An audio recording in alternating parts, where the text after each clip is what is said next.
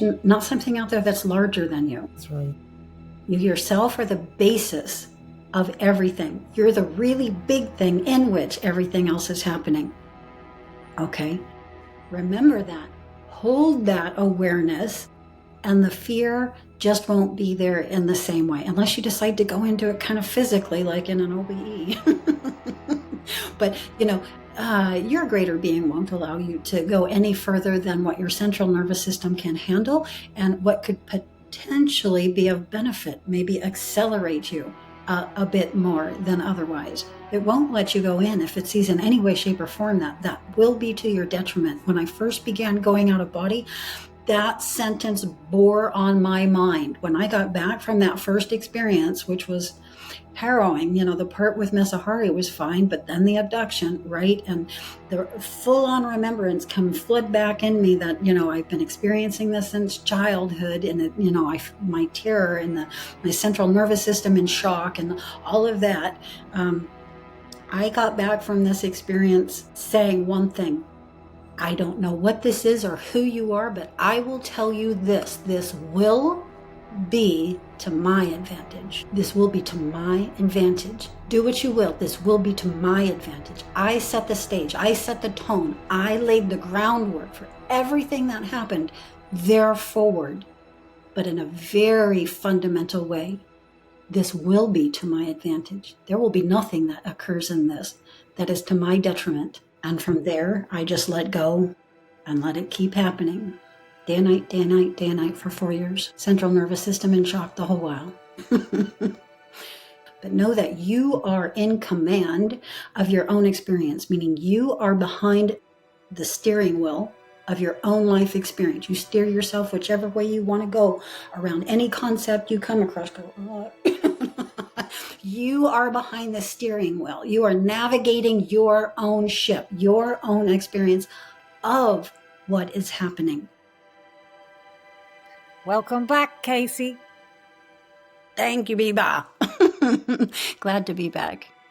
Yeah, this is great, and I'm really looking forward to this one. And it's a subject that's very close to me. It's something that I'm never too far from in my awareness, which is disclosure. And you have a lot to share on disclosure. And I also think it's important that people who are listening know that you've had contact, you've had experiences with extraterrestrials. And so part of your story is going to help people understand what disclosure means and the impact and all of that stuff. So I'm going to hand it over to you. Okay. So yes, to all of what you've just said, I would add that the experiences I have are through the out-of-body state. They are not here in 3D physical space. The space in which we are locked in on the planet. Okay. And so the experiences that I have occur when my consciousness is expanding out into what I call the etheric frequency bandwidth, into an out-of-body experience, as we like to say. It is a colloquial term. That's not quite it. It's just the releasing of the consciousness from the confines of the planet and the beginning of going out into galactic space. That's what it is for me. I'll start this way because I think it might be important to some of the conversation that follows. When my process began, it began in an experience in which I am hearing this loud, male, booming voice. It's what woke me up. And the voice simply said, "Do not let this happen without the physical body system." I've been exploring that sentence ever since. I had no idea what it meant in the beginning, and I'm only just now beginning to glean what it means now. But as a spiritual person who had decades long's worth of spiritual practices, I have an understanding that it is possible to experience in what we would call mind only, taking the consciousness out without the body. And that takes us into spiritual, into spirit, into astral.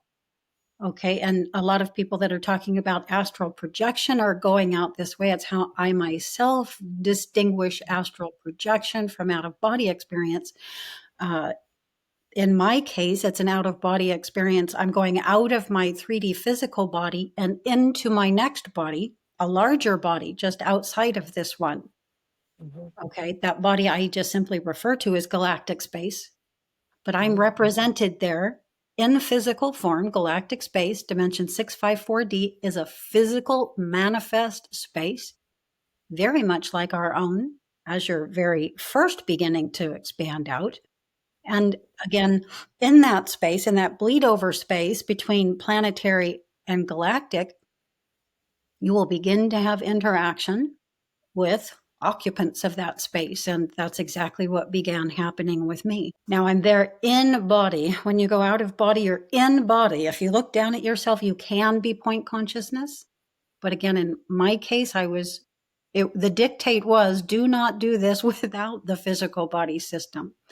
So in my mind, this body is being rearranged and refocused into a larger body. Okay. And this is why in the OBE, anytime I looked at myself, I would not be this person. I would be any number of hundreds of other individuals in those experiences. Okay. So that said, in that terrain, as the consciousness is expanding out beyond its planetary level experience into a galactic level experience, the first beings who began coming through were coming down right into my room, into the etheric frequency bandwidth of my 3D physical space. So Earth, our planet, isn't just a planet, and it doesn't exist in a vacuum. It exists in a larger galactic territory. Yes? And so there's a galactic version of goings on here on our planet. And there's a planetary level where our consciousness is only aware of what's going on in a much smaller space. It's not aware of the galactic activity that's happening here at the same time. That's happening on another frequency bandwidth, just like when you change the dial on your radio. Right? It's happening on a slightly different radio frequency bandwidth. Okay, but it's right here and it's going on at the same time. And again, it's a galactic representation, and galactic representatives are here. And they access the planet, utilize the planet. And when you're having these experiences, you're going to interact with them if the consciousness is ready. Mine was ready from the get-go. And so the very first experience I had was a galactic level being who was actually helping to pull me out. As this is happening, my central nervous system is going into shock. This is important for me to say as well when I go into my views on disclosure, which we're getting there. Okay, so I know that we wanted to bring into this discussion some of the galactics that I have met and engaged with. And so this was the first. Okay, in the beginning, all of the beings that came down into the etheric frequency bandwidth of my space were what we would conceive of as appearing indigenous Indian. They, of course, had features that were not common to our Homo sapien Earth human, but they had indigenous symbolism to them, right? So think of what Avatar, right? The blue beings. They're indigenous to their planet, and they have certain looks about themselves and ways about themselves. So these were indigenous peoples, but not to our planet. But that concept was there.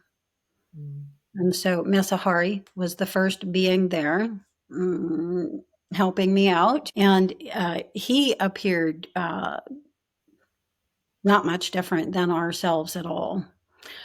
His skin had a luminescence to it that ours doesn't quite have. But aside from that, he could have passed as I was perceiving him in that experience as an Earth human. Jet black hair, stark white loincloth, stark white sash in his hair tied down at the nape of the neck. He's introducing himself to me. I'm asking him questions during all of this. And again, my central nervous system is just in shock. Fortunately, I'm in awe and have enough wherewithal to be questioning what this is and what's happening. From there, the indigenous peoples and appearances become more non-Earth-like. Still indigenous, but more and more non-Earth-like.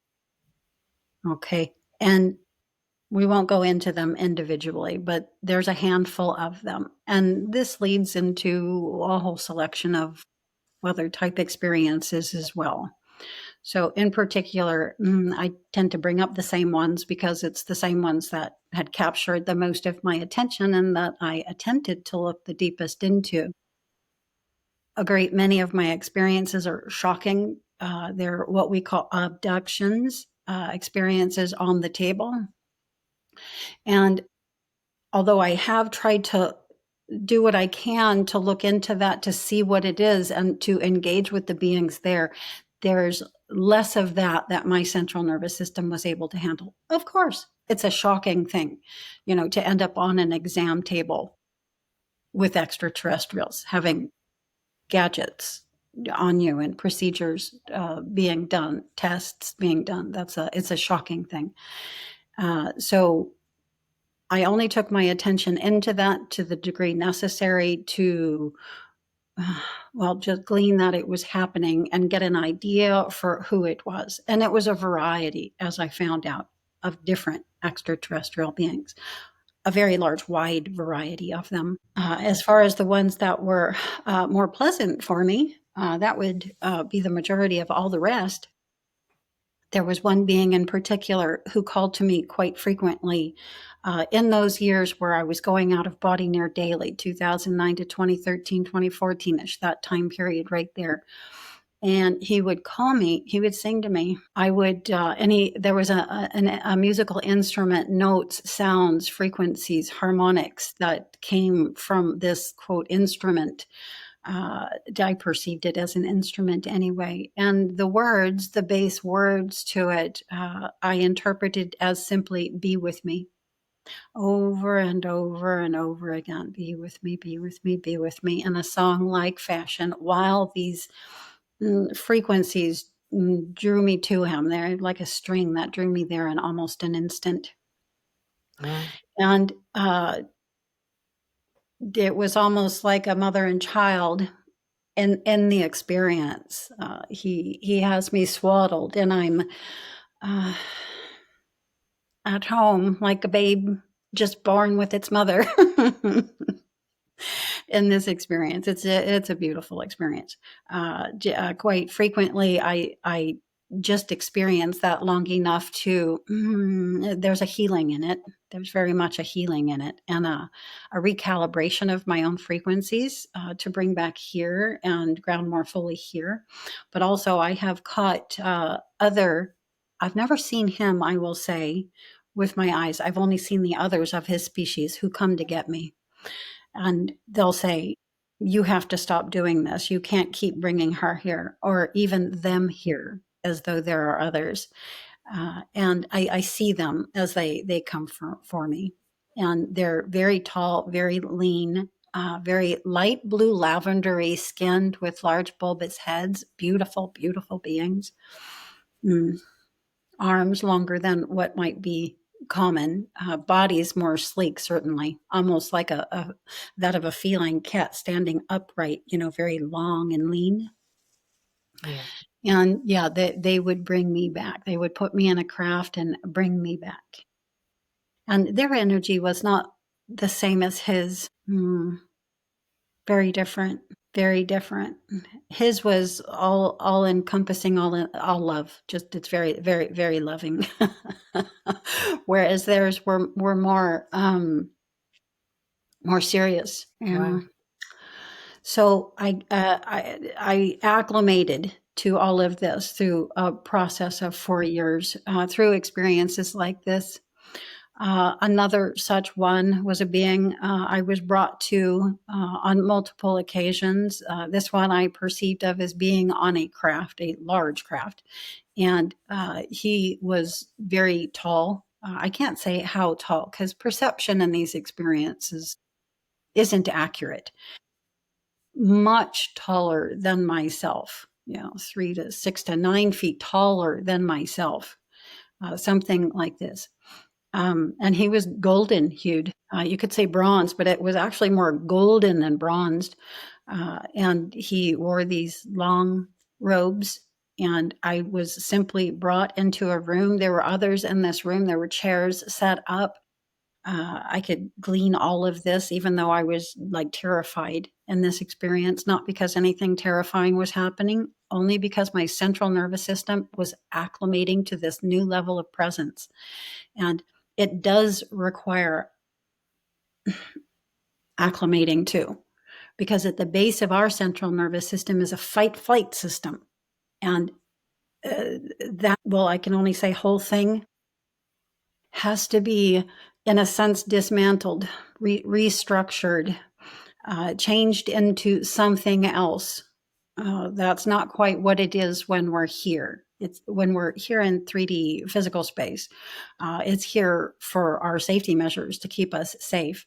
But when we are expanding out into the galactic expanse, if it stays in place there, you'll be in such fright that I'm fully certain one could actually pass from fright, and so it has to be dismantled and restructured. And that's what these experiences were doing. They were helping my body system dismantle its current structure and restructure into something more appropriate for galactic experience, galactic level experience. And so I would just be put in this room. There would be others. They weren't always there at the same time with me, but I knew there were others because of how many chairs were set up. And periodically there were others. But I would just be sat there, and I would just be, I can't even describe the state. The fear is so deep. And the fear is more body centric than consciousness centric. And yet when the body is in fight flight, when there is that depth and degree of fear, you are experiencing that as well, right?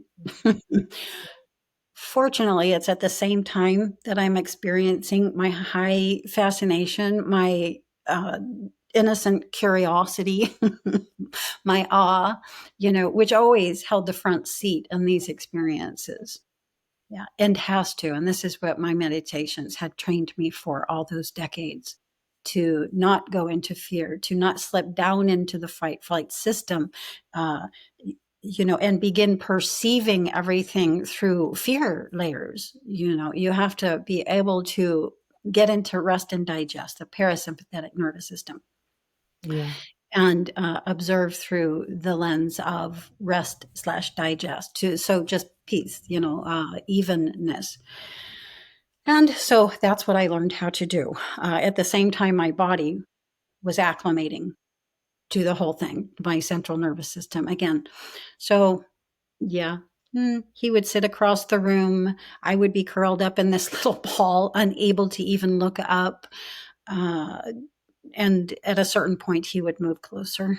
I would be aware that he had moved closer. In this state, I have 360 vision, so I'm able to take in a lot more than simply the point in which I'm physically there in the room, which was very helpful. Synchronous states has been the thing that has helped me out the most, so I could maintain that awareness of a much larger sense of myself at the same time as the smaller.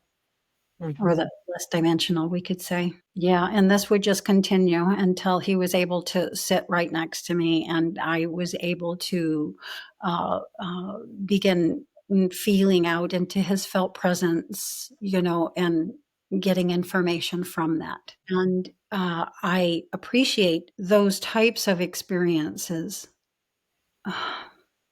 to a very high degree because it allowed me to see the process. It allowed me to see that the whole thing was a process. It helped me discern the difference between when I was in fight flight and when I was in rest digest. In other words, the sympathetic or the parasympathetic nervous system. It let me experience the differentials. It let me choose the lens and the state from which I was going to experience this. Again, the choices are critical. We are always at a choice point, and there will always be the two fundamental choices to choose from, no matter where we are and what we're doing. So now I can relay that to others, and that seems to be very helpful, not just to myself, but to the others. Because when you know that you can choose the lens, that you do have a choice, you're more apt to catch yourself when you are in a choice that you didn't quite intend to make, right? That happened more by default from habit of repetition. Yeah. Mm. So then it just goes on from there. At a certain point, I'm in an experience in which I'm with an entity that is encouraging me to let go of my filters. So uh, we can only really begin to perceive with the filters that we have here as a 3D Earth human.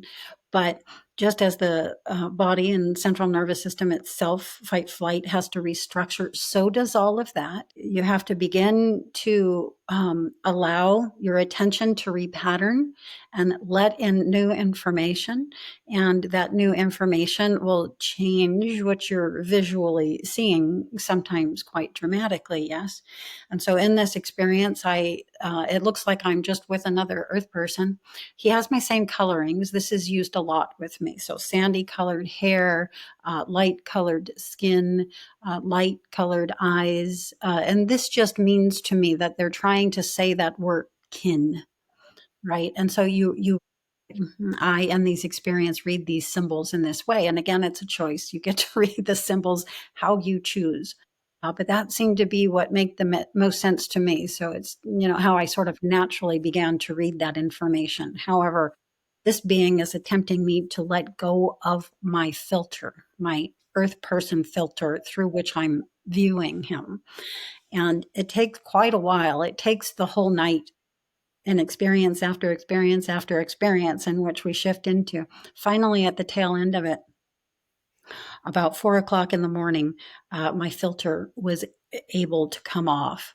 And by the way, he was saying this in a different way. He wasn't using the word filter. He was encouraging me to experience myself in a free and unencumbered state. And so he was mentioning it more like this. And Right. so at a certain point, again, my filter came off, and I did experience myself in a free and unencumbered state. I wasn't making something I wasn't altering the picture of what was happening in a way that made it more comfortable to me, more understandable to me. I pushed my cozy edge there and went out beyond it and found that the whole while we weren't really in any of those places in which I was appearing. We the whole time we're on board this craft, this kind of single person craft. I was on the table, and I saw him as he just walked by me. And yeah, my central nervous system, I mean, just immediate shock. It was a lot to take in all at once. And he was a white being. He was white as paper, yeah, which was, the main distinguishing. Aside from that, looked fairly Earth human, but white as paper, no hair on the body, eyes different, but a head, a torso, arms, legs.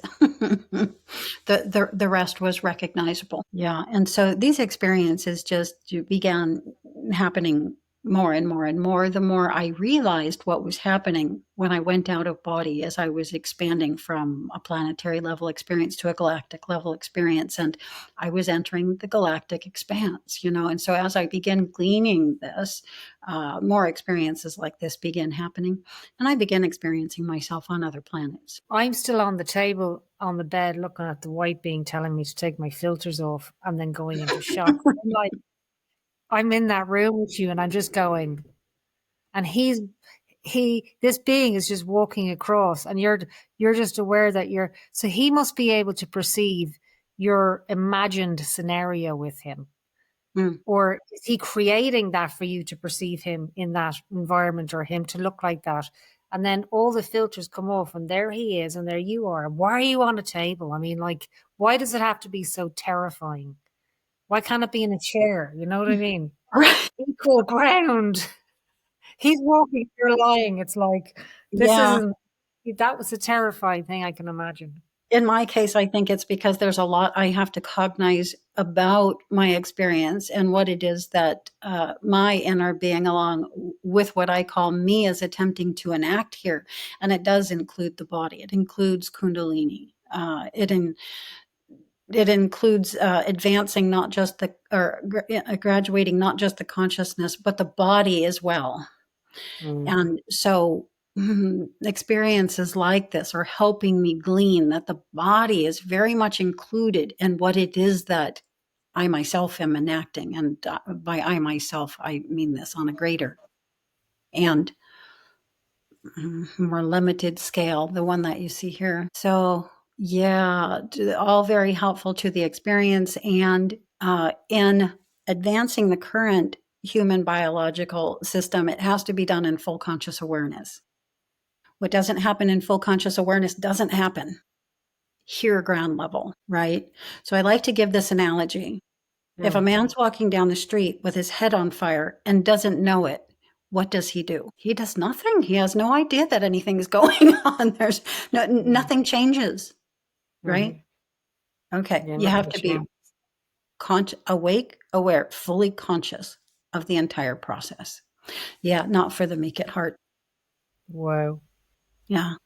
I got the heebie-jeebies right now. Uh, Because you're bringing it home, because you keep going on about the central nervous system, and I'm only aware of what you're talking about because this summer I witnessed both of my parents pass away at the same, pretty much within a few weeks of each other. And it's only a few months later that I'm very aware that my nervous system is absolutely shattered. It's so shook up that I get anxious a lot, and I don't get anxious. I'm not an anxious person. I can feel it's really shattered, and I'm having to really mind myself, mind my body. So, and this is a human experience, very painful human experience, but it's human. I know this happens. This is going to happen. But with you, it's like a galactic experience. And, you know, you weren't aware that this is going to happen tomorrow. When you wake up on the bed, the white being and the no hair and all of that. And it's just, so I can't imagine that. But you were saying that these experiences were also helping your body adjust to galactic encounters, mhm. galactic tough Yeah, the space time. consciousness can adapt to it much quicker than the body. Most people drop the body and then come into the new one. They don't literally transfigure the one that they're in from one state into another state. And that's what we're doing, I think. So here's a question. So if I lived with you and I went into your bedroom, would you be there? Yeah, Yes. I think you would be there, even though you're on the ship with the white being. You're Yes. able to let the body be there, but your also body is also on the ship. Yes. Yes, I understand that. Hmm. And if you were to have an experience tonight when you go to bed, how would Hmm. your body respond now? Because you've got retrospect now, you've got experiences behind you. In the same way. Wow, Yeah, the really? process takes a long time. And it's almost like, let me give this analogy. When you go to the dentist for the first time, just because this one's so fresh in my awareness, you really don't know what to expect. Yeah. Right? And so, you're not in any fear about that. You don't know what's coming up ahead for you, right? And Hmm. my my experiences when they first began were that way as well. So I was like ground zero. I had no idea what this was or what to expect. However, now I do. So it's sort of like when you're at the dentist and that first time he hits a nerve when you're cleaning your teeth and you jump and you think about that the next time you're going to go back that can happen, and so you sort of have to get through any kind of tightness that may occur in you about proceeding along that line and continuing to go back again and again and again, right? And so Hmm. it's the same way. This is an interesting thing. When I go into the expanded state, it's not a linear format in which I'm in there experiencing. So when I go into the expanded state, I'm not in the moment that I am here in 3D Earth space. So I go in there and perhaps revisit that moment where it first happened and experience it all over again. Try to get some more information. Try to see if I can perceive it any more purely than I did the first time. Right? You have to actually process the experience. Yeah. Just like you might bring back to mind the presence of your mother and Mm-hmm. process the fact that she's now passed in Mm-hmm. the larger life. Mm-hmm. um, I bring those back to myself as well. Again, to experience it, to feel it, to perceive it increasingly more deeply, and again purely, with less shock, sort of with more distance between myself and the event, perhaps. In all kinds of different ways.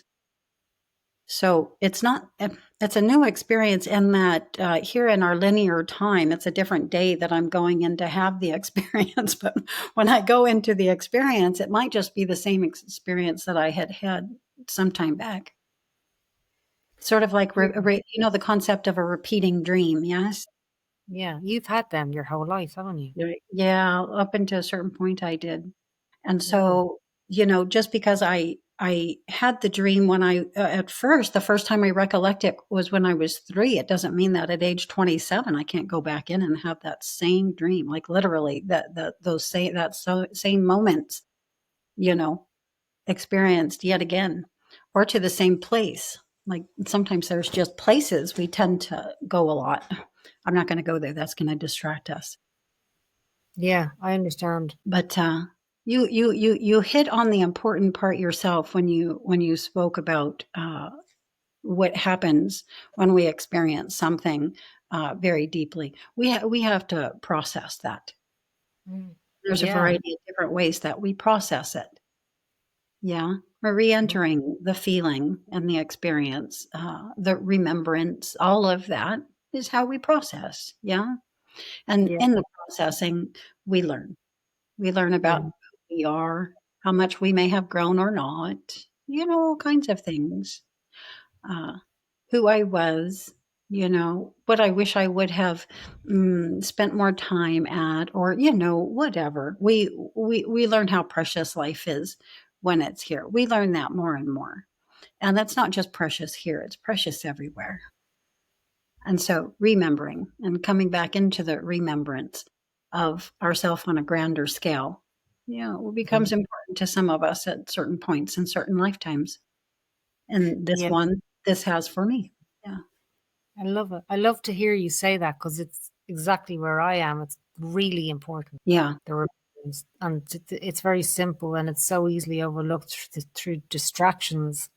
But coming back to the central nervous system, I didn't know because my consciousness was able to process this experience very different to my body. So I'm able to, my mum's with me all the time. We communicate all the time. Um, Whenever I really miss her, I have to tune in. But and she's right there, and we talk a lot. And she talks a lot to me when I have questions for her. Otherwise, she's just present. However, that's no good to my body because my body is in shock because my security has left. My family's just gone, right? So my security, my subconscious idea of what security is just, and the body, and it's really surprised me. I've had to really, it's like when you get a dog from the center and it looks okay, but what you don't realize that that dog actually has a lot of issues. Like it will only eat in the corner when you're not looking at it, or it will shake when the doorbell rings. Like I have to really mind myself in a very new way.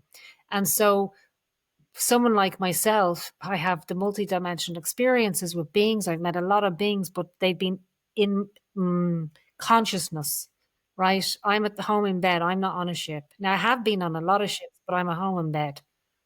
My body, it's just different. I don't even know how to articulate that, but I'm not threatened. I'm just exploring my consciousness and engaging consciously. But Hmm. As when you point consciousness and not point consciousness fully physically embodied there at that location. Yes, that's the difference. Yeah. And it is different because I'm like, it would be great to have disclosure, But now I'm aware of this nervous system thing. I'm like, that's why I'm very, very interested in your point of view about disclosure. And before you go into your ideas about disclosure and what your under and understanding is of that and how that's going to unfold, these experiences that have happened to you in the last conversation we had, you said, Biba, we're part of every experience. We are every experience that we have. Like, we are part of that, right? There's no experience outside of ourselves. That's right. We ourselves are the fundamental basis of what it is we experience. So we ourselves, consciousness, are the priority to anything we experience or perceive. Now, What stay we there. experience or perceive is inside our perception point. Yes, and focusing the attention, this is very easy to see. So if you focus the attention, such as in meditation, and hold it still, this becomes very visually apparent if you meditate eyes open. Your experiences with these galactic beings, let's say, right? How has that shaped you? I don't know. Great. Okay. I don't know. Yeah, I don't know. Is that even something that I've looked at? Your awareness, when you say to me, Biba, in our last conversation, your awareness about outer body experiences, your ability to recall and even take notes while you're having experiences. Like, do you think the shock? See, I'm different now. I've had my experience watching my parents die. I'm different. My consciousness has expanded to levels I've never been before. I'm able to perceive it a lot more than I ever was. Everything's a lot less effort. There's a lot more ease because I think through great pain comes some kind of something shifts within us. It's like you're propelled into another place within yourself that's just easier. And you have remarkable insights. Like, I have serious amounts of respect for who you are, your experiences, but how you articulate your experiences and the integrity in which you have about your life and your life as an experiencer, as a consciousness having an experience. Like, I just get you. I just get you. Your Okay. language, the whole thing. And I love that. I love that I found somebody. It's just easy to understand your reality because it very much mirrors a lot of my own. And Yeah. so even with their different experiences, it's the same frequency. So when you talk about having these experiences and your nervous system took a year, with looking back a little bit, going, well, I'm different now. Are you different because you've had the contact? Do you think you're different? And I don't mean different special. I just mean the mechanics is different. It must be. Everything must be different. Biba, I'm not sure I ever experienced myself alone. Moments of it maybe in recent years, instances such as in those which when you lose a parent, for a moment, you just feel so alone. But aside from that, there's always been a presence with me. It's always been there. And I'm just now getting to meet it face to face, as it were.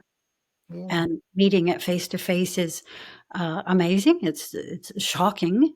It's challenging. It's the hardest thing I've ever done, especially on the body. There are amazing elements to it, and there's our fears.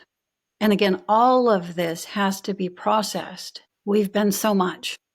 We've been so much more than we realize. This is going out, expanding the awareness is expanding the awareness of who you are, and on every level through various incarnations here and elsewhere.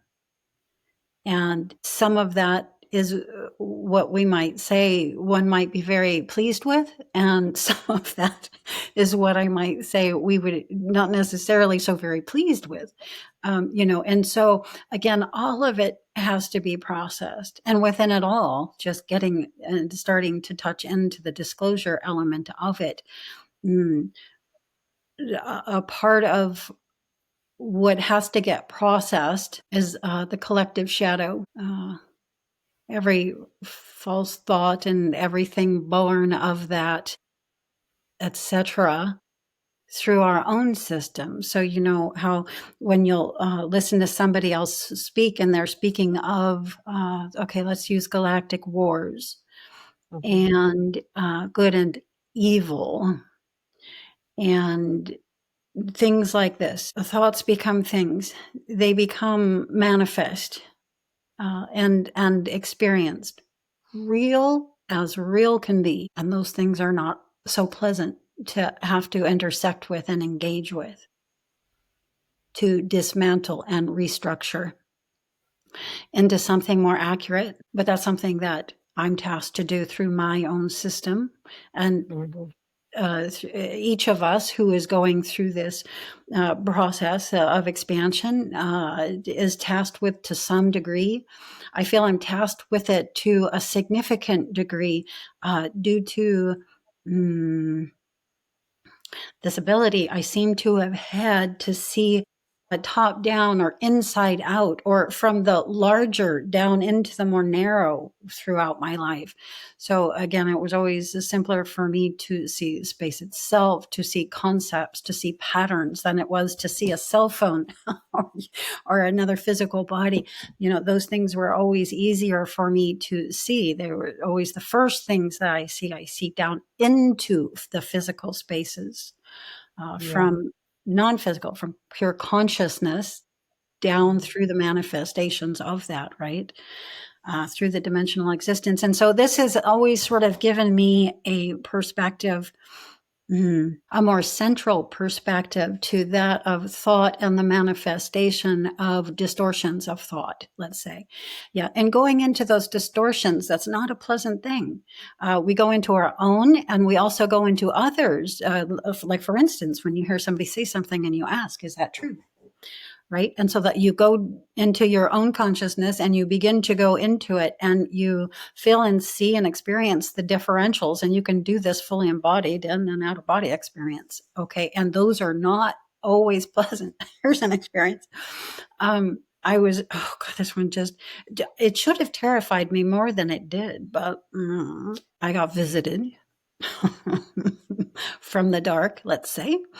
Okay. And yeah, it was a male entity who I wasn't afraid of whatsoever. I was more afraid, more his female counterpart there was more terrifying to me than he was, even though he had full command of her. But he came and he was literally hovering. Imagine something vampiric. Right. Okay. And like, you know, you always see in the vampire movies, you like levitate, you know, and you levitate in these weird, strange ways, right? And so I'm in a levitated state and he's in one right beneath me. Mm. And Funny. he's wanting me to come out. He's trying to draw me out. Well, little did he know I was already out. I was out beyond where he had access to. And so I was observing from that stance this whole thing happening while also right there within my body. Yeah. And so, Mm. but because the wider view was there with me, it was holding me in a calm state in kumbhaka, complete breath cessation. I know this because of something that happens in my body when this happens. One, my mouth goes dry as a bone. My tongue and the inside of my mouth restructure in this very unique way. There's the tiniest pinhole here in my mouth through which maybe once an hour this tiny bit of air is expressed. That's it. And so, like, I know when I'm in kumbhaka, because this happened when I'm in the OBE.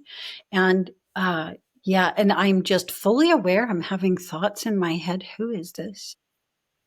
He wants me to come out. I'm not coming out. You know, I'm already out. And then I start wondering, does he know I'm seeing him from this outside stance? And I forgot where I was going with that, honestly. Yeah, you were like, one time the darkness visited me.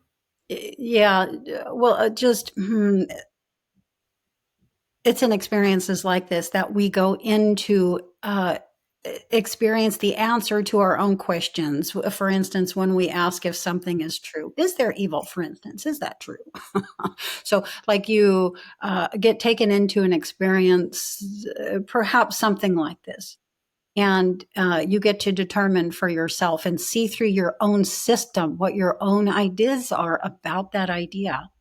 And you experience the differentials. The differentials in me are always dramatic, very dramatic, you know, especially from the synchronous state. I know that when we're confined in the pinpoint of a body, which honestly, Biba, I don't know if I ever have been. Mm. Moments, there's moments. It's terrifying to me. There's moments, uh, but they're so few and far between. The vast amount of my life has been lived from this outside, this inside out perspective where I have the wider view and all of the more narrow ones Mhm. synchronously. And again, I, Mhm. I used to experience that just like you, sort of. It was an experience, but I wasn't physically in any of those other locations the way I can sometimes be now.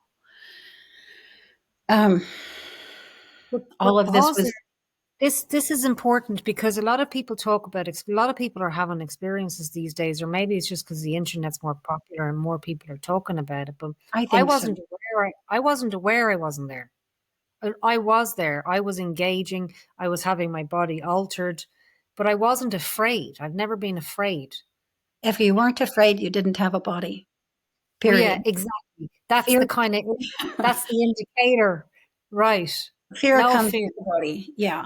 And confinement to it, let's say. What do So you you don't mean? have that outside view. You just have the one that you have here. So like when we're in our sympathetic nervous system, in fight, flight, busy, just trying to make ends meet, car crash, all of these things to have to deal with.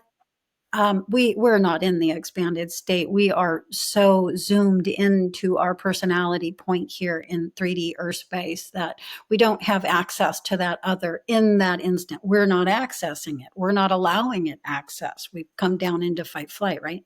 Survival Yeah, mode. And so in that, it's a very narrow perception point. And when things happen in that state, um, yeah, of course there's going to be fear. Of course there is. When that car crash just into me, I could have just died. I could be injured. I might not be able to get to work. If I can't get to work, how am I going to pay the bills? Am I going to be homeless? You know how the thinking goes, right?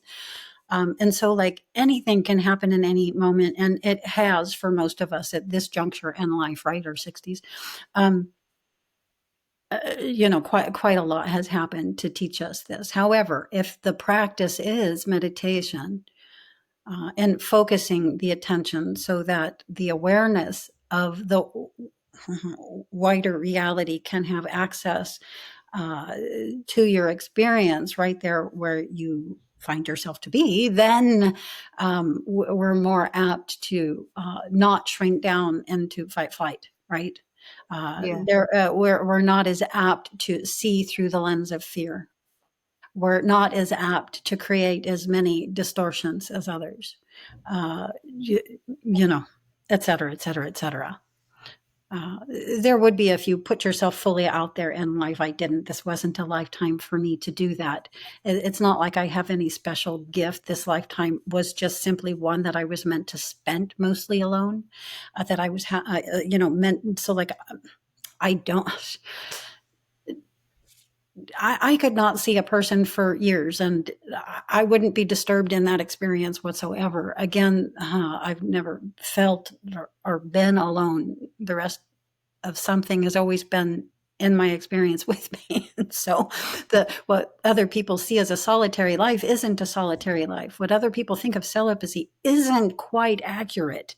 You know, Mm, there's always something accessing me yeah. from my back body, from that which connects us to spirit, right? The unknown, what's behind us, what we can't see, right? It's always been there.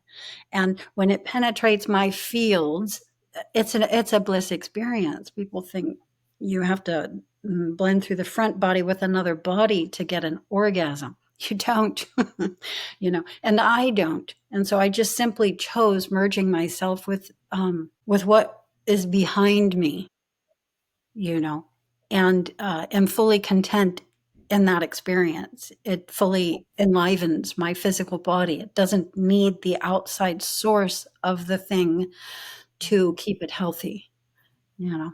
And so you can always engage inwardly or outwardly, or more inwardly than outwardly, or purely inwardly than outwardly. It depends on the lifetime that you're in.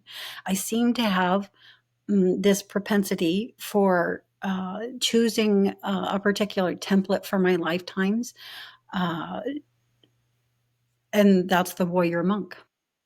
So the celibate priest, the Knight Templar, which, I have plenty of these lifetimes that I've reaccessed, and male. So, it's a natural thing for me in this lifetime also. I don't know why I choose this template, likely due to a mission, and what's most apt to allow me to accomplish that. But, it's not anything special. We each do this. We each choose the template that we do. We may have an aptitude toward one more than others because we can accomplish more, or because we have seen that through multiple thousands of lifetimes of experience, we see that that template is one that allows us to accomplish more, but it's not special in any other way aside from that, in that it works for us. Yeah, no, I'm the same though. And that's exactly, it's like listening to myself. I've never been alone. Um, I'm always engaging, and if something's always engaging with me, but it's never not engaging. It's permanently on. It's not on or off. It's just there's always contact, there's always communication. It's multiple consistently. And I feel very, I just feel very whole inside. I don't feel like I need something on the outside to make me whole, like I was meditating and it was so quiet this morning. I was just sitting up, and and what I mean, it was so quiet outside, like there was no cars or dogs. The silence on the inside, it was so loud. It was so full of sovereignty. And I thought I couldn't possibly even put on the ocean, right? To listen to as I traverse that within me. It's like it's so rich. My inner world is booming. And so my outer world is very quiet and very simple. It has to Mhm. be. It can't be Same. gregarious and drinking and smoking and lots of friends. It's just, I just can't. I actually have to have a lot of space and tranquility in this.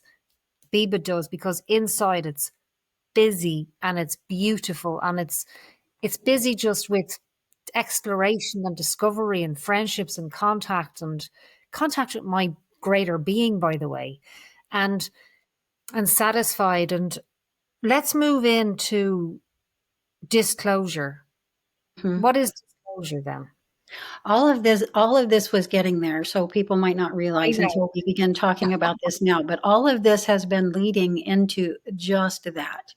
And so what is disclosure? Disclosure to me, and let me preface this, natural disclosure is an inner awakening process. So in the process of an awakening consciousness, we expand out into the awareness of the galactic reality. It exposes itself to us in that process. It's a natural process, and it happens when one's central nervous system is ready. Until one's central nervous system is ready, it does not happen in the way of the OBE and stuff. It happens more in the way of, I sat perfectly content, by the way, in meditation for decades. I was perfectly content with my meditations. Nothing further ever had to happen. And I think it has to be that way for more to happen, right? Your glass has to be empty and full at the same time, in a sense. So I didn't want for anything further. It was perfectly astounding on its own the way that it was, you know. And when my central nervous system was ready, then boom, the body was brought into the equation as well, and the quote out of body experience or expanded state began to expand even further, literally what we could call physically manifest in galactic space. Yeah, especially that narrow bandwidth bleed over that I call the etheric frequency bandwidth, where we still appear to be here on our Earth planet and localized. However, we can go out from there now much more easily. And what's there is not just us, right? Because it's a galactic planet. And it's occupied and utilized in various ways. And so all of that is there. Most people, when they go out of body, they never make it out of their bedroom or their house. Yeah. And it's a shocking enough experience to them. They might not say this, but they will say that they can't experience it again. And that right there tells you that the shock is there. Going in and finding it and working with it will open you out into the experience continuing. You can lose your body in this process. That's why it cannot be forced. Uh, uh, People can, we know this, die from fright, literally die from fright. Your central nervous system can go into shock to the degree that it gives somebody a heart attack or a stroke or something like this. You can't force this upon the body. You can take your consciousness out. We do that every night. We call it dreaming. You're Yeah. there. That is an OBE. Yeah. Okay. You're not aware that it is yet. You're still defining it as a dream. And because of particular thoughts you have about what dreaming is, you're experiencing it in a very distorted way. But fundamentally, you're out. You're somewhere else. Yeah. You're somewhere else other than where your physical body is. But until the body is ready, until the central nervous system is ready, then the body won't be brought into the equation, right? Simple as that. So that is a natural disclosure, right? It's an inner awakening process. And in the inner awakening process, as we acclimate to the experience of expanding out physically into an experience beyond 3D or space, then we begin to have the opportunity to glean where it is we are, what the etheric frequency bandwidth is, uh, you know, what all is there, what all is Yeah. possible there.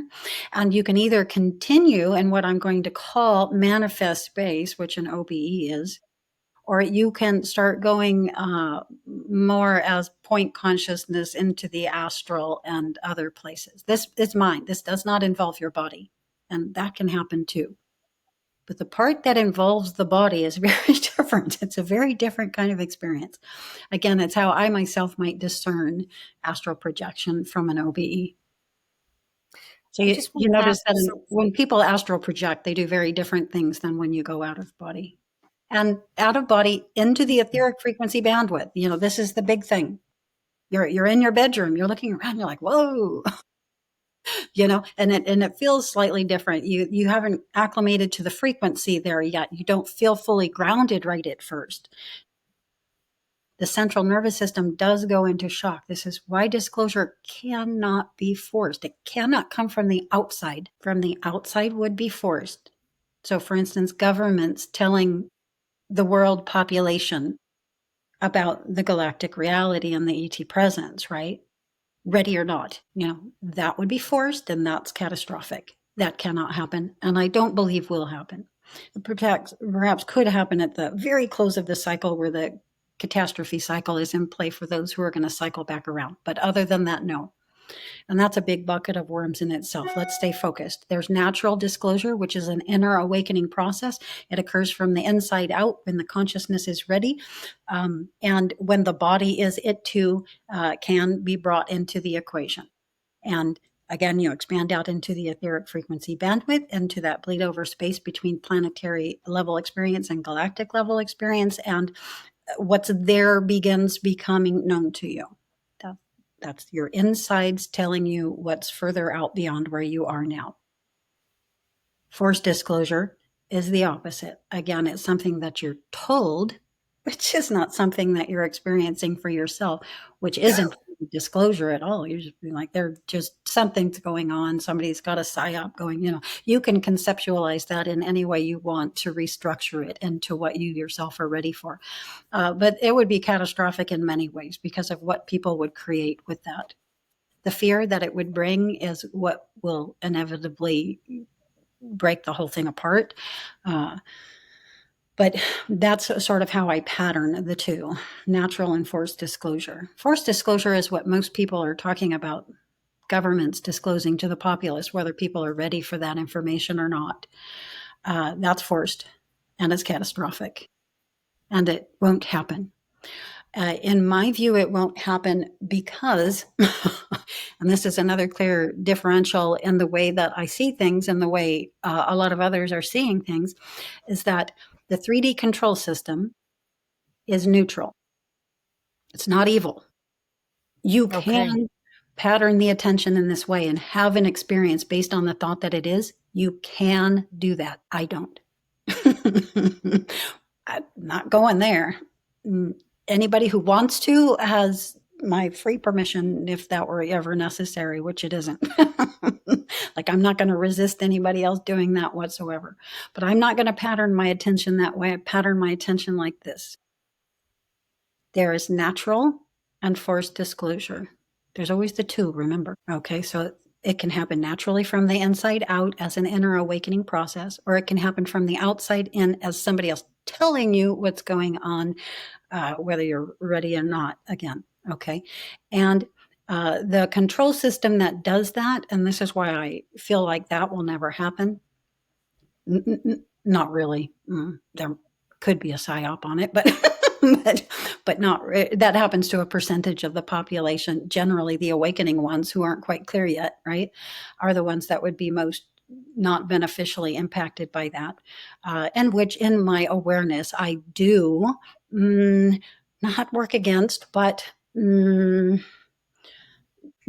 be myself in the middle of with a different idea. Okay, so that Right. people at least have access to these other ideas. Mhm. Okay, and so in my pattern, the control system is neutral. It's neutral because there's no other way to keep a door unlocked. If it's not neutral, if it's either purely light or evil, then the door is always locked. You've always got a battle. Yeah. You've always got the one working against the other. That's not an unlocked door. It'll never get you out beyond 3D Earth life. What will get you out? The unlocked door. Okay. The unlocked door is a neutral control system. We, as we come into that control system, can choose a white hat or a black hat to be, positively oriented or negatively oriented, and or a type 1 or type 2 being, whichever gives you the most neutrality. I know that positive and negative can seem like it's not even. So then say, like my good friend Rob does, type 1, type 2. Nobody has any thoughts about that yet, right? Or uneven thoughts about yet. And but the control system itself, the basis of the experience, is neutral. It's neutral because the door has to always be unlocked. Why does it always have to be unlocked? Because the one is sovereign, and therefore you are also. Bloody right. Sovereignty never creates a locked door. Sovereignty always gives you the freedom it itself has. Mhm. And here our freedom is the freedom to choose. So we choose what we think. We choose the thoughts that we let in, the thoughts that we entertain. We choose the ones that we hold to and enforce and even inflict upon others at times, right? Um, Mhm. so we choose. And in our choices, again, we either lock or unlock our own doors. But going back to the basis of the control system here, my pattern says that it's neutral. It's neutral so that Your the door your is always pattern, are you talking to yourself? You're saying my pattern is neutral, like I'm not for or against anything. I'm keeping myself neutral. Is that what you're saying? neutral means it's no more positive than it is negative. Yeah, Neutral means I it can understand. take in the whole equally. Hmm. The positive is not better than the negative. The negative is not better than the positive.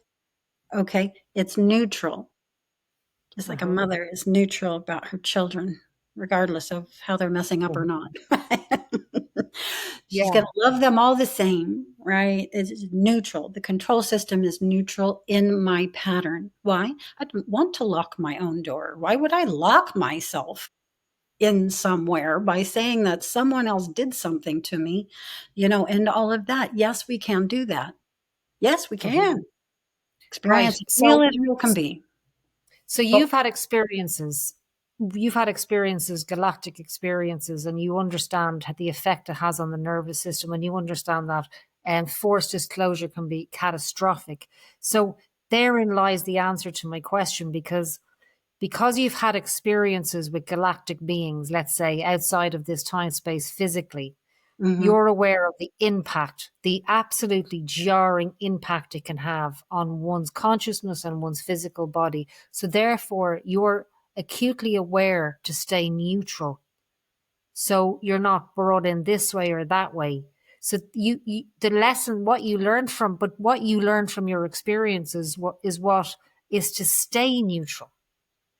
No, we ourselves have to orient positively or negatively. As a player on the game board, we Mm-hmm. have to choose our polarity. In fact, that's what we're here in 3D to do. And that's what we're going to advance, purify, and rarefy in galactic space. We're here to simply choose it. But the control Okay. system itself What is control neutral. system? Oh, you're talking about on the earth. Like, be specific about what you mean, because there's lots of control systems in my mind. We talked about what disclosure itself is. Yes, now Yeah. let's talk about what the control system itself is.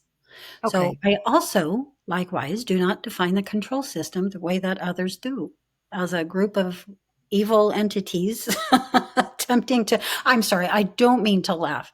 It makes me nervous. I get sent into these concepts to dismantle them. It Mm-hmm. isn't pleasant. That's why I say it makes me nervous. Like, dude, this is nervous laughter. I'm not laughing at anybody. Um, what is the control system? The control system is a set of definitions. Wrap your mind around that. Right. Yeah. I'm going to give it a little bit of an example without going too terribly deep into it because it confuses people. It confuses Oh, me. If I go too okay. deep into it, you can get lost and you can hit some things that aren't entirely pleasant. So, so just as a light example, here, uh, what the 3D Earth life is a planetary level experience. Mm-hmm. Experiencers who come into this 3D Earth life experience agree that their experience will be confined to the planet. Okay. It doesn't include ETs. It doesn't include the galaxy. Its Mm-hmm. confines is the planet. Okay. It's a big planet.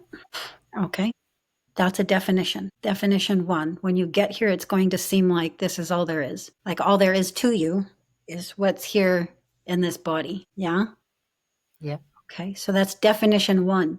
And it seems like a simple definition, doesn't it? But the experience of it, whoa, it's like, how does that even happen when what you really are is what's behind the entire cosmic structure, which is just a pinpoint in the consciousness in which it's appearing, right?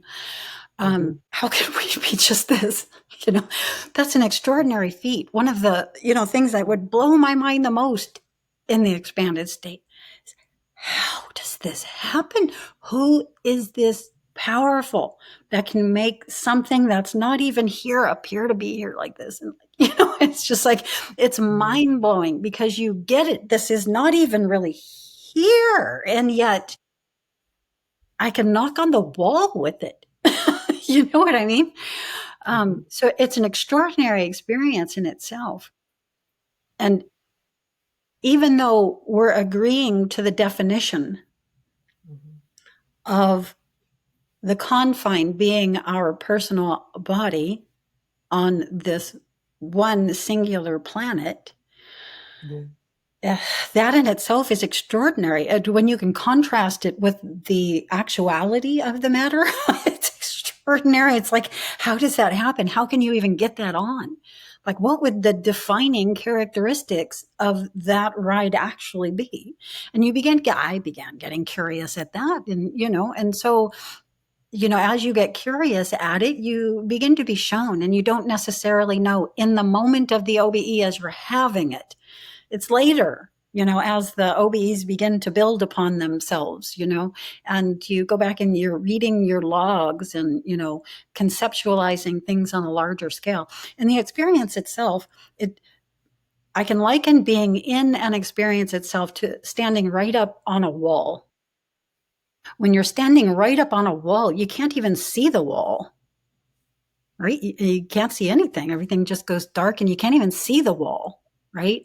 It's in an experience, it's just like this. But when you get back from the experience, and there's some, when you stand back from the wall, the more you stand back from it, the more of it comes into your view, right?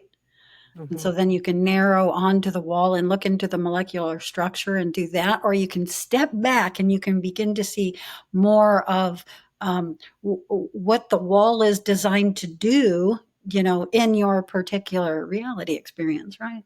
So it's like this. I began being more aware of it because I began to have hundreds and hundreds into the thousands of experiences. And all of that now resides in me, to where when a concept comes to me now, that experience base is there and it tells me things that I don't even really cognitively realize that I'm aware of, And so it's sort of more like that. And it takes a while to process, again, that experience to the point where that begins happening. This is why I say, like in my case, I don't still go out of body like that, like every day, every day, every day. And we do tend to push it. We push it because we realize now that we're in service, and we very much want to be in service. So we push the service, sometimes to the point where our body becomes hurt or injured by this. I began injuring myself, pushing, into more and more experience. I didn't, it's same thing with the crystal, right? I just pushed and pushed and pushed. I wasn't processing all of that information. Now I have to process it. I finally, after 4 years, put it down, just like the OBE. After 4 years, I put it down. Now it's time to process. What did I learn from all of that? What is it here I'm able to say that can be of assistance to the reality? You begin to get into all of that. And once that begins, a new thing happens. Like after I did that, after I put it down, processed it, began to more cognitively realize what all occurred through all of that. Another thing came on, the crystal came online, right? And then I got really into that for 4 years. And then I put that down and now I'm going to process that and make more of a cognitive attempt at what I learned through this. How it is what I learned can be helpful to where I am, right? How it can help create something more beneficial, right? So yeah, and now because I've put it down and I'm doing the processing, I can already feel the onset of the next thing that's coming. I don't know what it is, but I can feel it coming. It's so good. Yeah, it's an extraordinary feeling. It's like, what more could there be? A lot more. When you're not stuck in the definitions. Right. Well, so you have to start doing what it is you're meant to do with the information that you've been given. And once you start doing that, it becomes more of a wave. It becomes more of a steady thing. So now going into the disclosure and all of that, which is the very big thing, happening in our consensus among our own, little group of awakening individuals anyway. It's important that the awakening individuals are given as many Crayolas to color what they're going to create with their awareness as possible. And so this is why I want to come out and talk about disclosure in the way I personally see it, again, as natural and or forced, which is catastrophic and which is not, which is more beneficial and which I perceive as not. And bringing up the control system, another way to pattern your attention and view the control system. Do people think that, and 3D, reality is what we can see. So people will have the tendency to think the control system is the people that they can see, right? The government officials or, wealthy elite and all of that. That's not the control system. They're just one of us. They're a fool just like any other. They've come into this experience and they are just as confined as we are. They have every bit as much opportunity to expand as we ourselves do, but we're on a level playing field with all of them. There's none of them that are, have any more of a leg up than any of us were given. We're all, Yeah. let to our own self to create what we will when we get here, right? And so, Yeah. um, now they can, be negatively oriented, of course.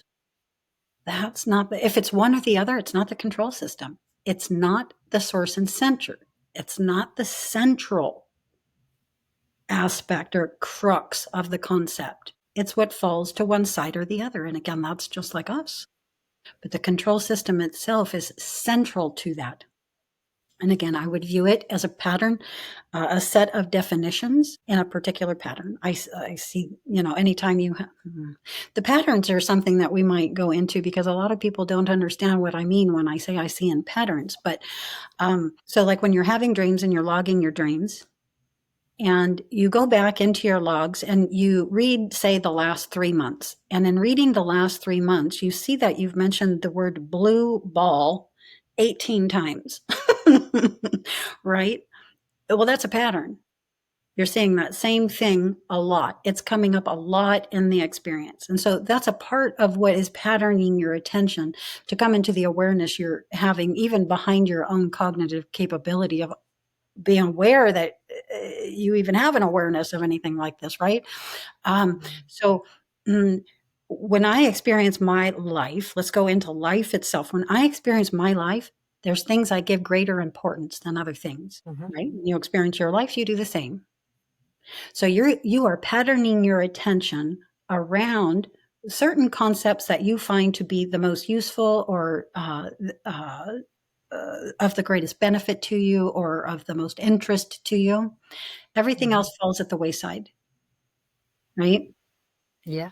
However, there will be concepts out beyond your core concepts that you're living your reality by that come up next on your radar, right? And so you look at these ones the most, and then these ones the next most, and then everything else falls to the outside, right? That's a certain way to pattern your attention in order to understand yourself in the experience that you're having. And so this is what I mean by patterning the attention. If you pattern the attention to include disclosure as something that everybody should know about, as something that other peoples were lying about. If you define the control system as evil, so you're making a pattern. Right. Okay.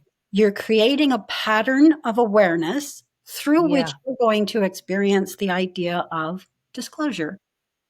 You can pattern the awareness in any way you wish and experience yourself through that, real as real can be. But there'll be levels of distortion in that pattern, and some distortions that are distorted to the point of having absolutely no foundation whatsoever. You know? So there's distortions that can have foundation, but there's distortions that have no foundation whatsoever, not in reality and not in anything you personally are ever aware of yourself even having experienced. Like what? Hmm? Like what?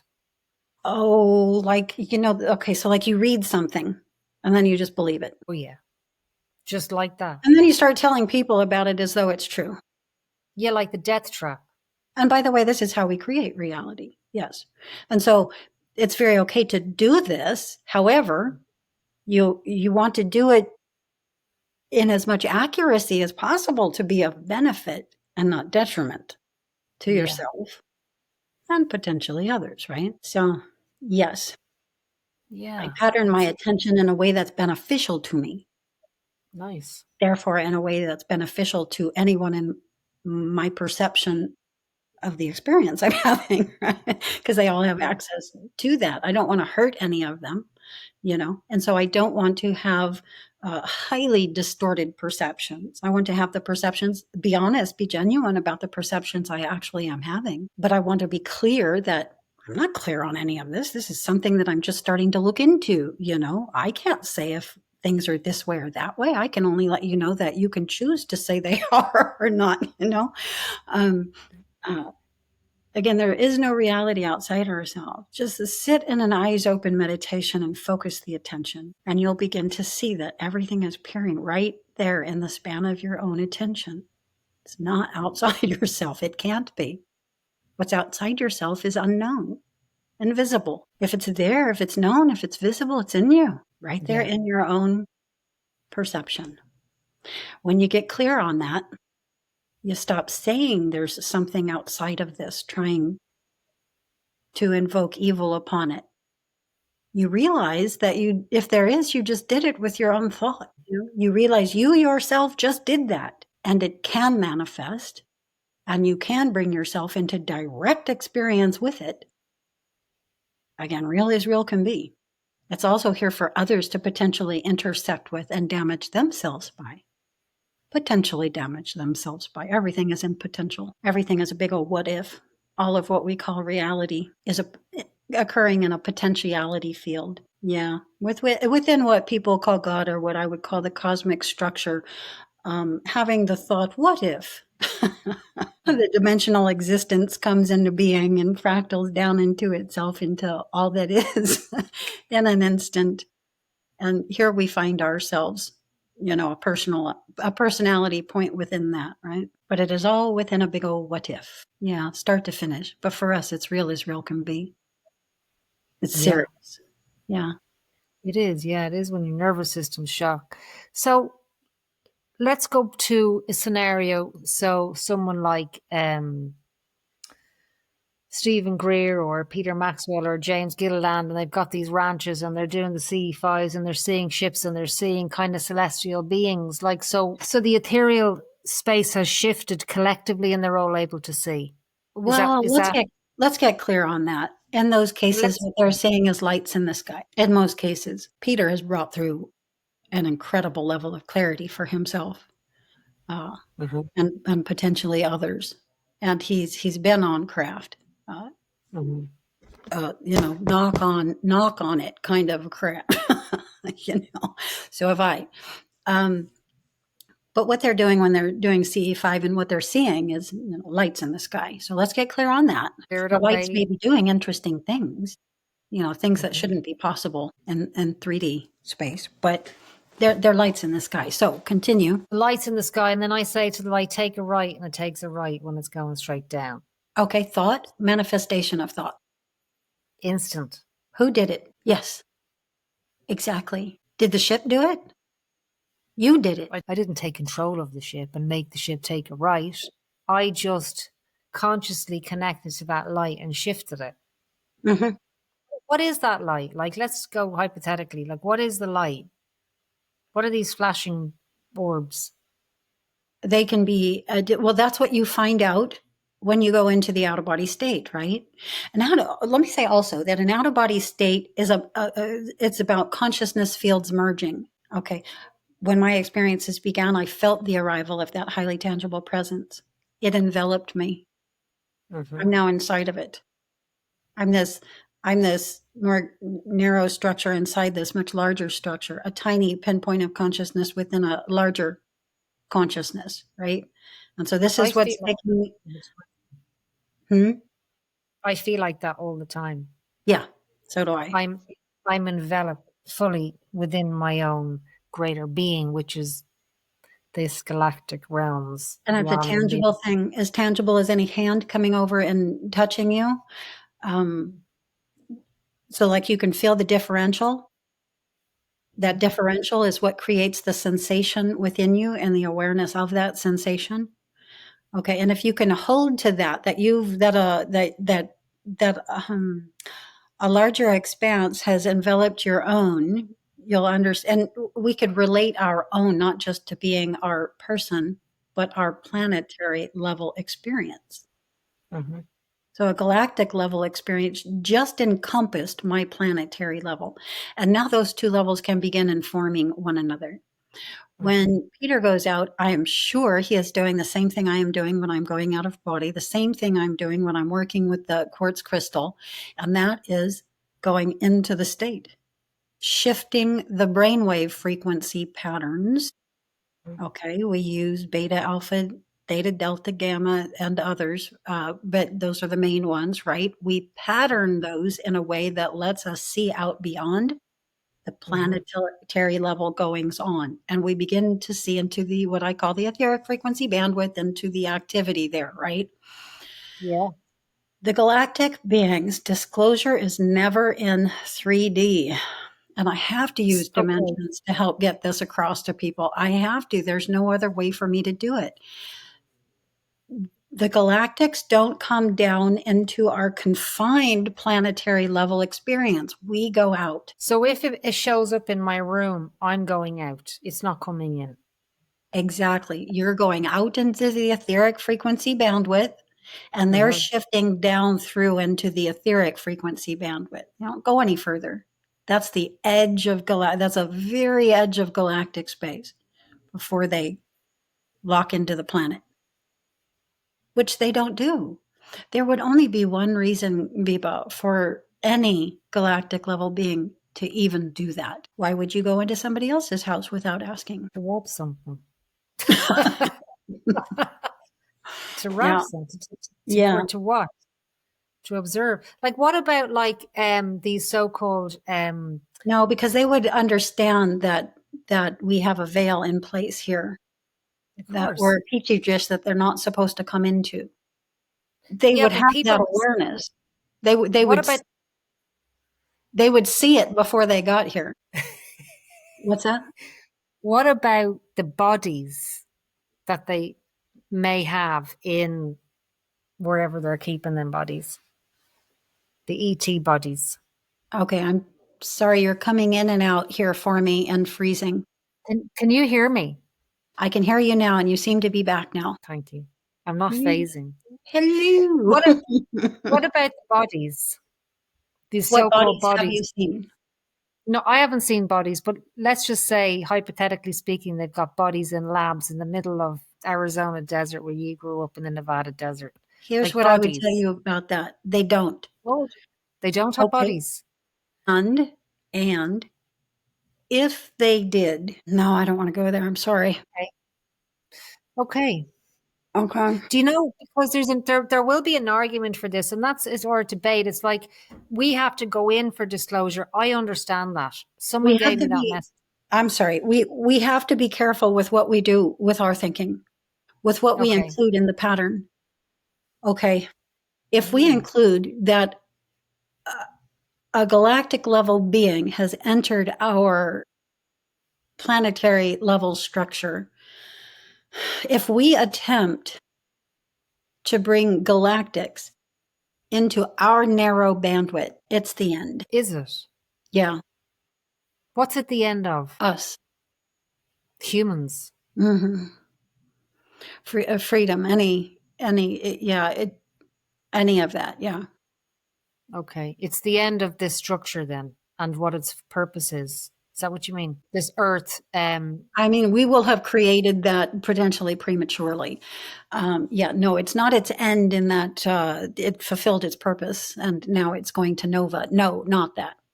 No, it's okay. it would be the end of, gosh, what is an analogy I can give? A positively oriented individual will not infringe upon the free will of others. So a positively oriented galactic level being would not make itself known to you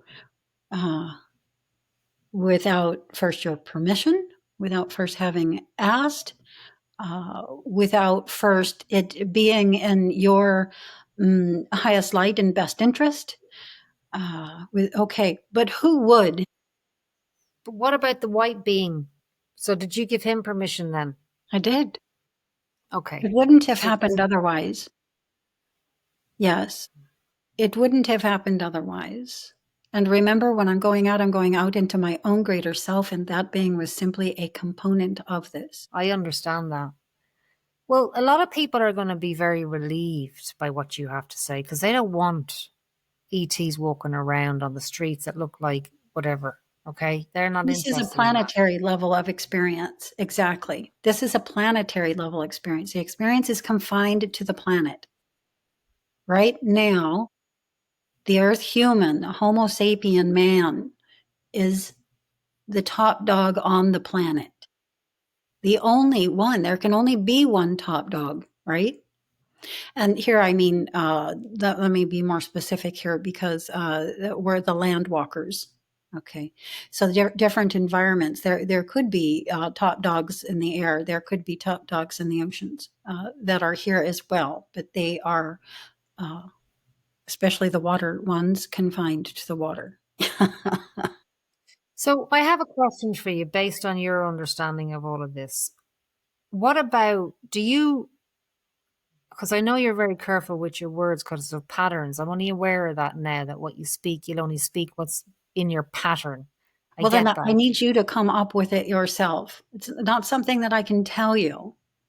Yes. That would not be advantageous to myself and my own growth, and it would not be advantageous to others. And so I can only ask the question and let you answer the question for yourself. So I can help you see, for instance, Yeah. and get clear on what your definitions of a positively oriented individual is. And Yeah, but and you're saying and my positively pattern oriented. and my pattern, positively oriented, would mean a being who does not in any case or condition infringe upon the free will of another, not even for your own good. Okay, Most of the but you're beings that we think of are positive are not. hmm They're negative. They're type 2, but they're at the high end of type 2. They may be helping. I mean, they're infringing, but for your own good, for what they perceive as your own good. And so, like, that's kind of like at the top, not at the bottom, which would be very malevolent, right? no, because I need to stay with you for a sec. So by you saying a positively inclined being, positive means there's also a negative. If you use the word positive, there's a polar opposite to that. Think So of what about, positive and negative more in the sense of a battery, so what's on the other end of a positive being then? one that will very much infringe upon your free will by my own definitions. You'll have to choose your own. Yeah, I understand that. But by my own, because I see that as a crux, the hmm positive end of the battery would again be one that's not infringing upon free will in any condition for no reason whatsoever, hmm and a negative will. And there's a spectrum of negative, right? Anywhere from those who will infringe upon your free will, but for your own good, to those who are doing it for more malevolent reasons, right? Yeah. Okay. And so if a galactic entity came down into our 3D planetary petri dish, where it knows, very much knows, we're not wearing nervous systems that can handle this information, that there will be hmm a shock like no other, what kind of being would do that? Would it be the positive end of the battery doing that, or the negative pole of the battery doing that? The question. Yeah. Yeah, you have to decide for yourself. And in my view, because you've asked me, it would be the negative. In my view, in my pattern, by my hmm definitions, it would be the Yeah. negative oriented that would come either to help us or to hurt us, one or the other. Yeah, But negative, exactly. but negative. Yes. Yes. And hmm again, think of that negative and positive more like a battery than good and evil. It's not, that's an I get incorrect framing of that concept. It's hmm not about good and evil, especially good and evil. I It's not know. even good and bad. Especially. It's more like the poles of a battery, both being necessary for the charge, right? For the energy release. Okay. This is important because A battery I can, doesn't work without the positive and negative pole to it. Yeah. There is no okay, energy otherwise. There's no movement. There's that's nothing right. there's nothing created. So they're not angels and demons then? Thought, manifestation of thought, lots of people creating that thought, holding that thought, insisting upon that thought to the point of its manifestation. A Um, lot. is it fundamentally an accurate thought? Not in my estimation. hmm Yeah. That narrative kind of just makes me twitch. I'm like, But can Are we somebody there? else's manifestation of a thought, even if it's not accurate, intersect with you? It can. So, we Yeah. tend to think of these things as egregores and something more along this line. Um, and they exist not on our planet, but again in etheric and astral versions, frequency bandwidths. Which we are there too. Remember, it that connects with us. We're not just planetary. We're not just beta. We're alpha, theta, delta, gamma, etc. Yeah. So can it access us, when we're not even being aware of it? For instance, when we're in the alpha thetas and dream, yeah. So that's why they say that all of these things that we create with our mind exist in the astral, and that there's a higher and lower astral, right? Well, the same thing with the physical, the 3D physical. So it like do that is as much a part of ourself as this is. And so do we exist, in this bandwidth and those? Yes. Do those things exist in those bandwidths? And can it, come into the etheric frequency here? Yeah. Uh-huh.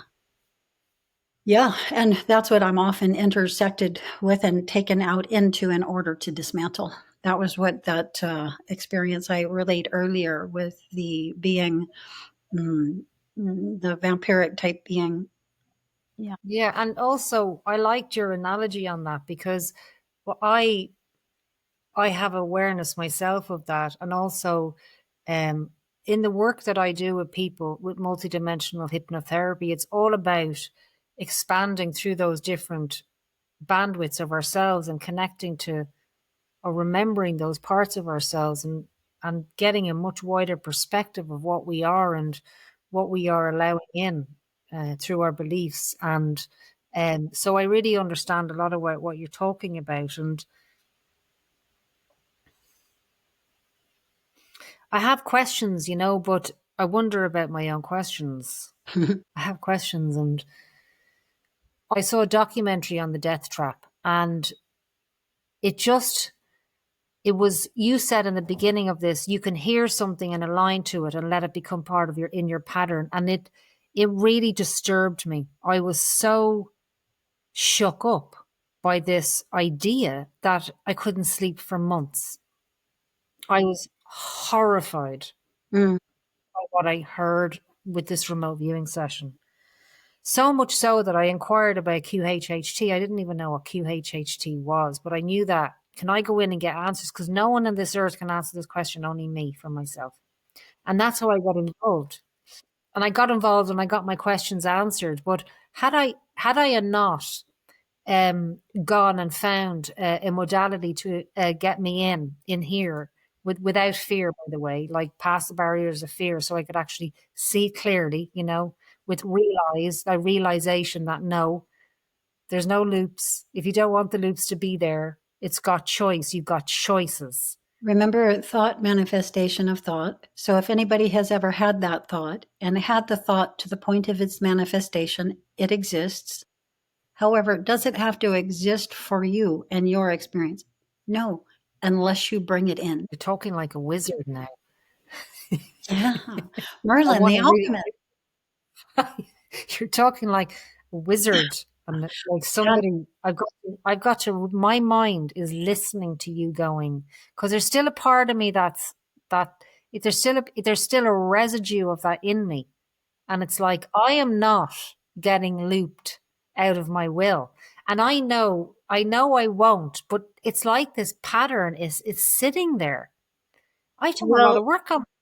that's an idea, a concept. So you let It's a that concept. concept in. Okay. Yeah, And I you're did. entertaining the idea of the concept. Now, it can pull you in. It can. Well, you have to let it. But Like, yeah, things we tend to like say, "What is that?" and start looking in closer. Wait a minute, what was that? Looking closer. So we have to be able to go into those things without trapping ourselves, getting trapped by them ourselves. And so, yeah. how do we do that? Yeah, that therein lies the question. How do I look into a concept and see it for what it is, dismantle and potentially restructure it within myself, so that it doesn't sit there or perceptually outside myself as something to maybe be afraid of. I don't want to leave it there, not even in that state, right? So I want to get in there and completely see it for what it is. Its accuracy, inaccuracy, distortion levels, and restructure it. See the fundamental principle it's based on or the lack thereof.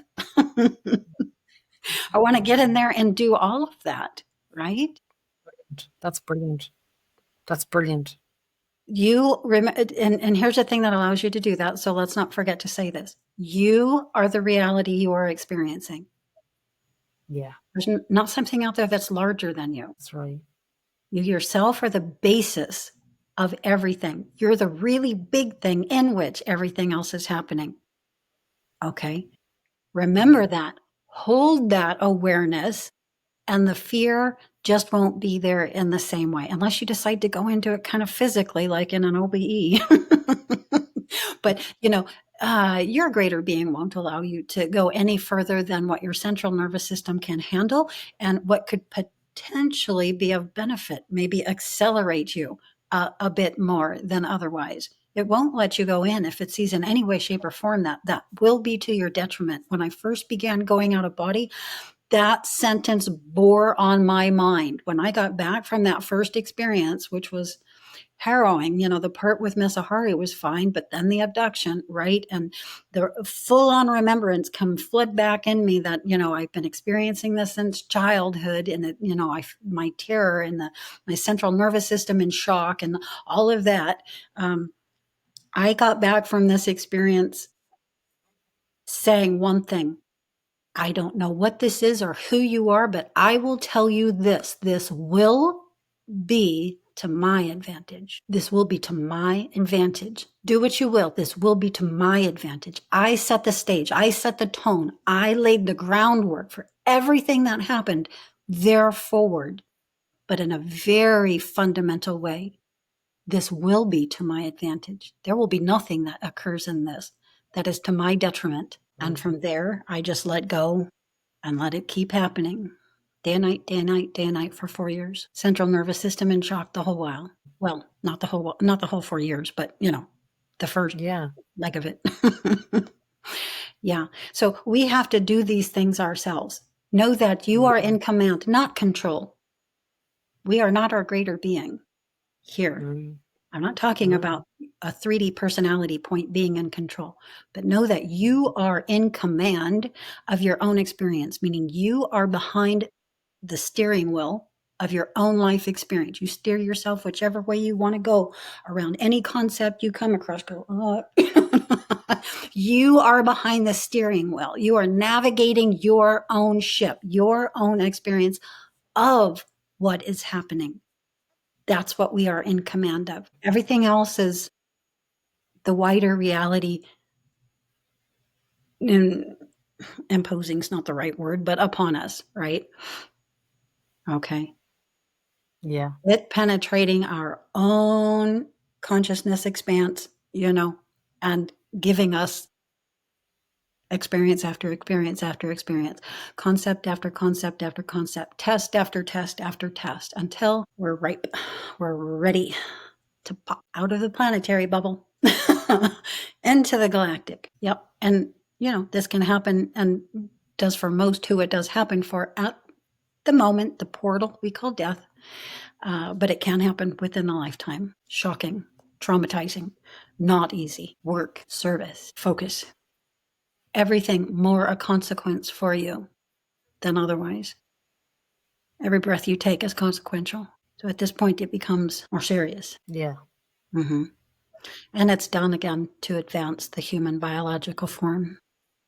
In the case of me here now, meaning man, what we call man. I mean, you take intentional living to the next stage. Like your intention, everything is an intention. Everything is an intention. From when you sleep to when you wake to when you think to when you meditate to how you perceive things to how you engage with things to how you say things. Like that's. But the intention is singular. Highest light, greatest good for the whole. Highest light, greatest good. Highest light, greatest good for the whole. Yes, that's the intention at that point, and it's how you take your next breath. It's where you give your attention the next. It's whether you choose the blue shirt or the red one. It's whether, you know, it's opening up the fridge and deciding what you will eat. It's everything. It's what I will say to you in this moment as you ask me a question or say what you will. Yeah. This has been really, really, really good for me and many other people to hear just to hear you. It's like going to university talking to you. Mm, It's like I have to shift. It's like I get a bit of a slap, you know? It's like I'm doing well, but it's like just wake up a little bit. Come on, you're getting sloppy. Your handwriting's you got the text down, but it's messy handwriting. I'm like, I know. I don't take enough time to just be with it, you know. You're just so in it all the time. And just even being a witness to how you live enables me to go deeper in myself. well, you see, I can say this right back to you. Uh, I think all others are like this for me, as they likely are for you as well. You know, it's our differentials that allow us to see ourselves, Yeah. who we are, what it is when we're, you know, the internal networking of what it is that happens when we do something in particular, say something in particular, go somewhere in particular, you know, and also I was not meant to live much of my life out there in the world, traveling, seeing places, going out there and doing things that people are, marrying, having children, you know, all of this kind of stuff. It makes me happy that somebody is, you Yeah. know. And so when you experience yourself as the whole of it, it's more like that's the part of you that's doing that here, and whereas this is the part of me that's doing this, and it's not like anything is ever left out. So it's not just like you are getting the benefit of it all, regardless of whether your specific personality point is or not. And also, the differentials in that life help you see if, you know, you yourself are really accomplishing what it is that you came here to do. And especially like when you see somebody who's doing something exceptionally well. You know, you Mm. mentioned your QHHT. It gives me chills. Can you see the hair on my arm going up? Yeah. So, like, some of us get really good at something in particular, you know, and when you get to intersect with it, it really lights a fire under you. When I had those first sessions with you in QHHT, and I saw how easily, oh my gosh, you took me into my emotional body. Nobody can do that. I almost never go into my emotional body directly. You know, I do it from the outside and I don't do it from the inside. Um, yeah. So, anyway, it helped me see where I myself, you know, not was lacking in a way, but where I was slagging, just like you just said, where areas where I'm slagging. Yeah. You know, and so, like, yeah, we all do that for each other. Let me get that off my computer. Do you know, a few years ago, when I went to see this lady for the QHHT, I was having all these orange orbs and pictures around me. And I don't know whether it was the camera that was orange orbs, but they were there anyway. So I went to see this woman and she's like a QHHT. She's amazing. And she's a psychic medium. She says, oh, they're very interesting. But after the quantum healing, she said, you know, Biba, she said, because I was talking to her about CE5s and things, and she said, you know, the mountains are really cold. Why don't you just close your eyes and meet the beings? And I didn't want to hear that. I wanted to go up a mountain and see a spaceship and an ET. Now you've got Hmm. to understand that's what my awareness was at the time. I And you can meant do life. that. I will just say that you can do that. But as you go up the mountain, you'll need to necessarily be shifting your brainwave frequency patterns into Yeah. that, which equals the etheric frequency bandwidth. Hmm. And there your experience will be. And there's many of us who are doing that. We don't That's right. necessarily realize we are. We think it's happening in 3D physical space. It isn't. Not in 3D physical space. And experiences in which it happens for multiple people and not just one, that whole group was expanded into that frequency, that consciousness frequency. Like the Phoenix lights. Well, maybe. I don't know Maybe. everybody who, went into that experience or what that experience necessarily was, because I wasn't privy to it myself. But I would say more like the Walton case. Okay. Yeah. Yeah. Okay. So something that clearly seemed to be happening right here, planetary level, not in the sky, on the ground. Yeah. Planetary level. And the sky is still not the ground, by the way. And the water is still not the ground. Okay, Mhm. ground, 3D type ground, land, this, in that case, it did seem to, do that. But those men, and some of them may even tell you that experiencers will notice that the experience was sort of dreamlike, that they didn't feel quite right, that they might have been woozy. They can feel what that new frequency is invoking upon their body system. It's not easy, not pleasant in Mhm. the beginning either, especially in the midst of something as shocking as what was happening to them in that moment. Those things do happen. Excellent example case. But I would Mm. say again that they were not in 3D physical space. They were in the Mm. etheric frequency bandwidth of Earth space, which does look just Mhm. like here. You know, Yeah. it's not exactly here. Yeah. Brilliant. That's a very good thing to end it on, because people will go, but I did see something. You're like, yeah, but you did in another space, in the same space. Yes. This is again why meditation is so important. So you can get used to what these alterations in their brainwave frequencies feel like, and that they literally are unique or discrete consciousness space unto themselves. Yeah. Like, I went into the woods today with my daughter, and we went to a new woods, and it was very dark, and there was no sound. And we were walking down, and she says, I don't know if I like this. It's very dark. And I could feel a shift. And I said, I just think we should go, because anything could happen here. I don't like how this feels. It wasn't fear. It just felt, I felt nauseous. And I thought, let's just go on the road and walk by the road and look at the mountains. I don't want a weird ET. And she's like, ET, there could be weird men. And I'm thinking ETs. I think, no, let's both is the same thing. Let's just walk on the Weird is road. weird, right? So will you come back on then and we talk about other things? Of course. Let's make a habit out of this. Yeah, great. So I'm going to bring you on again in a couple of weeks. A good one. Yeah, great. No, I love talking with you. It's so easy. And we can bring out more and more. The more relaxed and comfortable we get with it, one another, the more just what's right here in the present moment will just come out. And it's the Yeah. greatest way for it, too. It's the most beneficially impactful way for others who may be listening.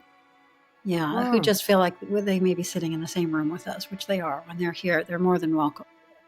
Yeah, they are. And it's nice to be able to break things down with you, because I have my own ideas about something, and then I have the collective, what I might be watching on TV, and then there's yours. And sometimes it's nice to just lay it out and say, well, give me another perspective on this. But you're very precise, and you're very direct and and focused on what you're talking about. So thanks so much again for your time. Thanks for coming on today, and we'll get you back on in a few weeks to Wonderful. continue. Thank you, Casey, Claire. Thank you. Until next time. Thank Thank you, you. Biba.